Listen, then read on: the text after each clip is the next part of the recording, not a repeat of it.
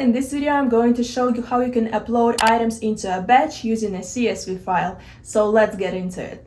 Why would you want to upload files to a batch? You might have received a file from a supplier, or you may have downloaded from somewhere else, or it may just be a faster way for you to get a file prepared. Those are some reasons why would you want to do that. The way you do this is you hit the upload button, download your template file. I'm going to click on that. I'm going to open that up. It's a CSV file. Use your favorite spreadsheet editor to open the file. Don't be overwhelmed by the number of columns in this file. The only ones that are required are either a UPC code or ASIN code or a title. Of course, quantity. If you don't want to put quantity, is going to be 0. So that's required. If it's empty, we're just going to initialize it to 0, but you should probably put in the quantity. If you put in ASIN code, you don't need UPC, because then we can pull up the item by ASIN code. If you don't put an ASIN code, then you gotta put in the UPC code because we need that to pull up the details. If you don't have either, you must put in the title. Everything else is optional. If you want to use your own SKUs, populate your own SKUs. If you want to use your own retail price, use your own retail price. If you want to put in minimum or maximum for these items, put it down. Whatever details you put into the file, we use these details to populate the item.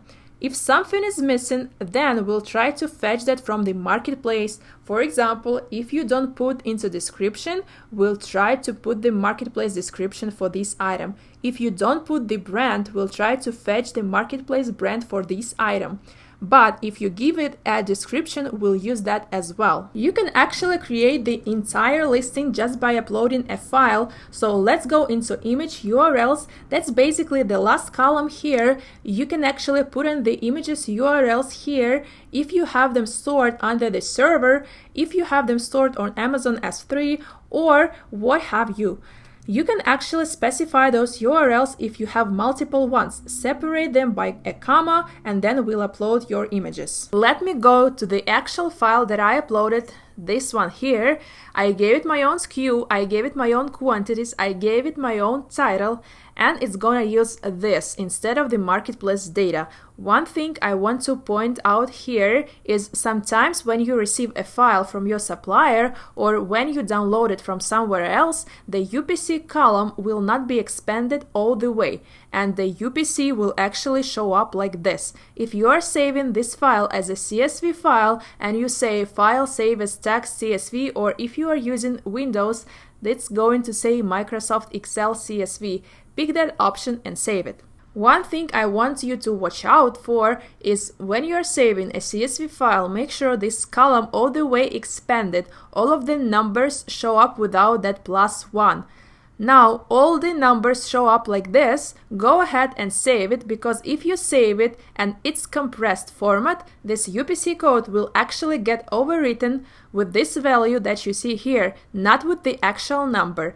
The items won't load because the UPC code is invalid. Make sure you expand it, make sure the full UPC code is visible, and then save the file. Let's go back to our manifest and see what happened here. If I load my page, and as you can see, it's pulling up all the items, and for some of these items there is multiple matches, which is actually what I wanted to show you. For this one, it's telling me that there is multiple matches, so pick one. The first one happens to be the right one.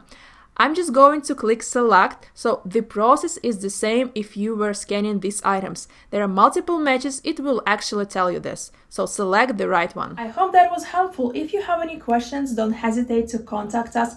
Sign up for our 14-day free trial, set up an onboarding call, and follow us on social media. Thanks for watching.